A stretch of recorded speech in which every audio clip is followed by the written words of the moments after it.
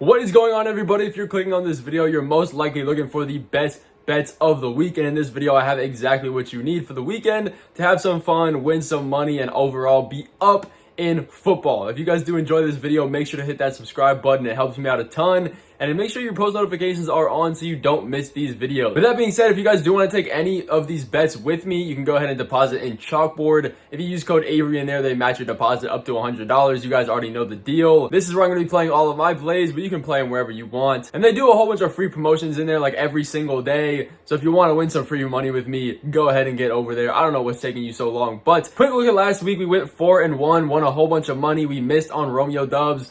Over 28 yards, he hit 26. He had, I think, 20 something at halftime. Just never got targeted for some reason.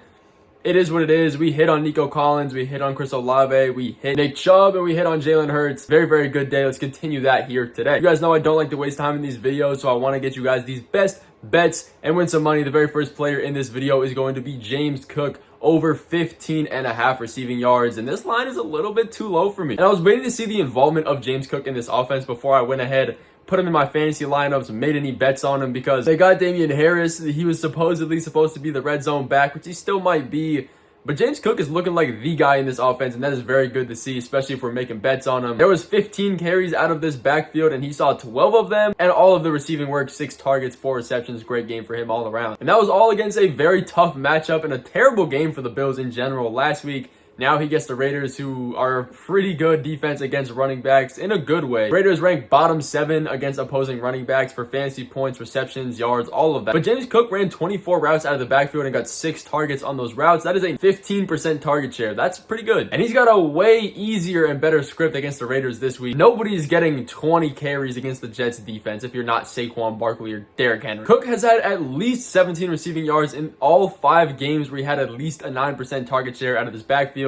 He saw 15 last week. If he even gets 5 targets or receptions, he's going to hit this line super easily. If you don't get this 15.5 receiving yards prop, or it's all the way up to 20, I think I'd cap it at 19.5 is where I would stop taking this line. Take his rushing yards as well. Again, the Raiders still have a pretty easy defense against the running backs. He's projected 50.5 rushing yards. I have him more towards 60. But the next bet on this list that we got to be playing this week, and one that I know I did not expect to be placing, and that is Najee Harris to go over 49.5 rushing yards on the day. And this just seems insanely low. I mean, come on, guys. He had a bad game last week. We understand. They were getting blown out by the 49ers, who have one of the toughest run defenses in the NFL. They used Jalen Warren when they were getting blown out. There's no reason to start and keep using Najee. But that's not going to continue this week. 50 rushing yards is just rude. Deontay Johnson is officially now out for this game, which is going to create an even more run-heavy script for the Steelers. They're going to look to control the pace against the Browns on Monday night. The Browns have the 8th easiest schedule against opposing running backs. Great matchup for him here. The Steelers are also playing at home, which historically they are just much better. Last week, the Steelers threw the ball 46 times and their game script was completely flipped, but they only had 9 running back carries out of this backfield. Najee Harris is projected around 15 carries. That's where I have him on this week. And let's say he averages 3 yards per carry, which isn't good. He can do more than that.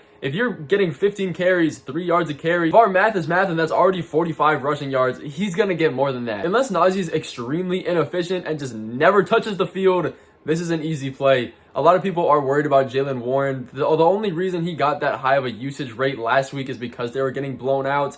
They're not just going to use Jalen Warren over Najee for no reason. I know that's a narrative, but you got to be taking this line when it's free like this. I do want to cover another line that will move very, very quickly because there are some injury concerns involving this game, so a lot of the lines aren't already out, but this one was just posted, and believe me, it's going to change. We're taking Zack Moss over 47.5 rushing yards, which might seem like a little bit of a throwaway play, but let's look more into it and really understand why this is a smash play here. This one is one of the more risky plays of the week, so just so you guys know that, I do want to put that across, but he has a great matchup. The Colts are playing the Texans, and if we've learned anything about the Texans, their run defense is absolutely atrocious. Derrick Henry runs for like 200 yards on them every single week, every year consistently. But the reason why this play is so good is because Evan Hull, he's on IR with a knee injury. Deion Jackson, absolute booty cheek, 13 attempts, 14 rushing yards, 2 fumbles.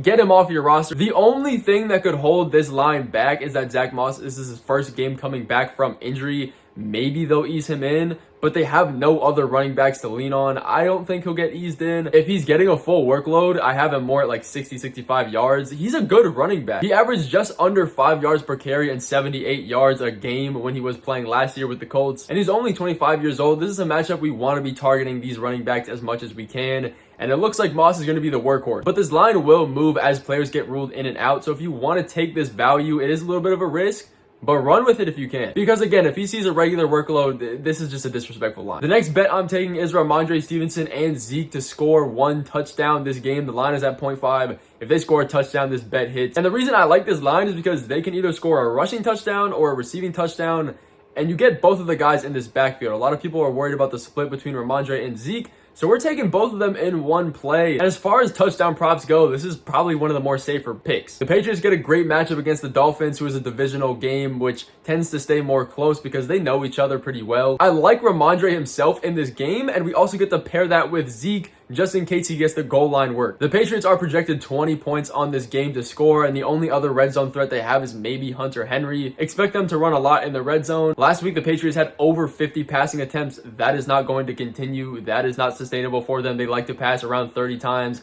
It's Bill Belichick. They're going to run the ball a decent amount. It's going to be a slow-paced game for them at least. The good thing about this is if you're worried about the split between the two running backs, you got them both in the bet. 1 touchdown is pretty easy for them. But that is going to finish off these best bets of the week. If you guys do want to play them with me, you can play it on Underdog. You can play it on PrizePicks. You can play it on chalkboard, the best place to do it. I'm going to have all of my codes and links in the description. So if you guys want to play with them, get some free money. They do have free bets over there right now. So if this is your first time, go ahead and join me in there. I'd love to see you guys, and I will see you guys in the next video coming soon.